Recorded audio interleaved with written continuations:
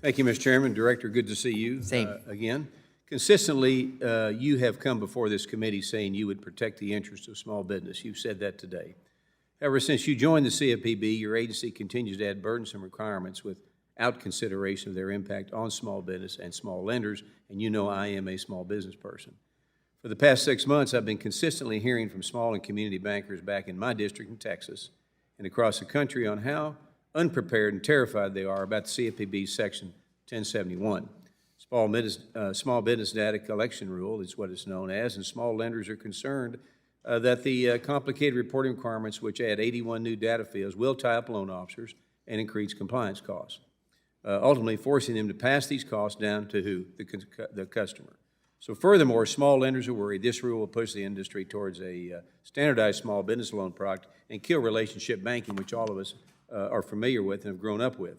This overly burdensome rule will limit the bank's lending abilities and make it harder for small businesses to access the capital they need.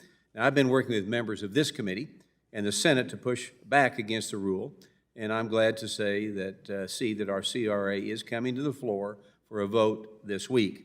So it's critical that we pass this bill to overturn the rules, stop the regulatory overreach, and protect Main Street America. So this will be an easy yes or no answer for you, I think, Director.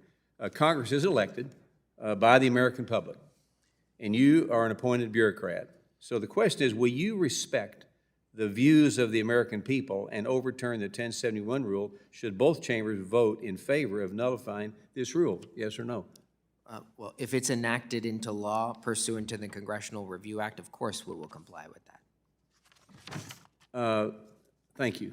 The funding structure of the CFPB minimizes congressional oversight and budget authority and instead relies on allocations from the Fed.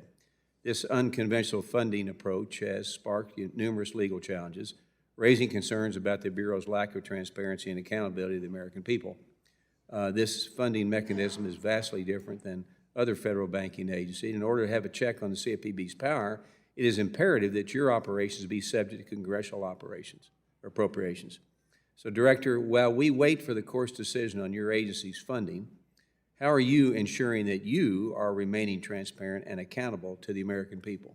Well, respectfully, we try and do everything we can with respect to our spending. We have not only complied with the statutory requirements on audits, providing reports, we have tried to answer all sorts of questions that people may have and frankly taken a lot of feedback. We have also looked very carefully at spending that can be eliminated. We have spent below our budget cap that is given to us from the Federal Reserve and not even requested the full amount. So we continue to look at how we're going to have a workforce that can help us deliver what Congress said. But of course, we await the Supreme Court's ruling.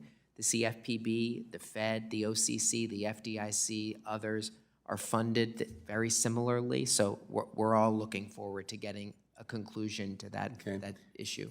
All right. The CFPB has indicated that they are in the pre-rule stage of creating a new overdraft rule that would reclassify overdraft fees and finance charges. This proposal is widely unreasonable and burdensome for consumers and providers.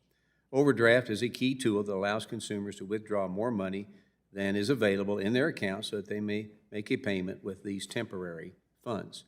So with the rising cost of everyday needs due to the Biden economics that we see today, this feature is helpful in situations that are due because of Bidenomics, and this feature is helpful in situations where a consumer has unexpected expenses or delays in income.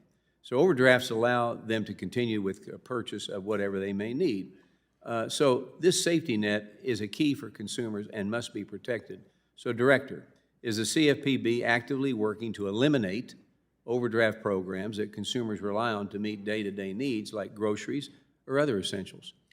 As I've shared before, we do believe that all forms of credit, also overdraft services, they have a role to play.